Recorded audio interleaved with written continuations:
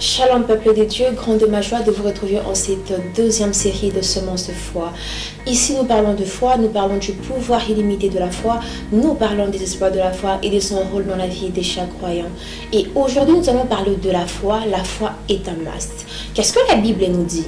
Hébreux 11:6. Or sans la foi, il est impossible de lui être agréable, car il faut que ceux qui s'approchent de Dieu croient qu'il existe et qu'il est le rémunérateur de ceux qui le cherchent. Bien-aimés dans les Seigneurs, la foi n'est pas optionnelle, elle est obligatoire. La parole nous demande de croire, nous devons croire. Voyez-vous, de la même façon que la respiration est obligatoire pour vivre, de la même façon que la foi est obligatoire pour une vie spirituelle entretenue. Qu'est-ce que 2 Pierre 1,5 nous dit? 2 Pierre 1,5 nous recommande de joindre à notre foi la vertu, à notre vertu la science. Mais pourquoi Pierre commence par la foi? Parce que la foi est la fondation du christianisme.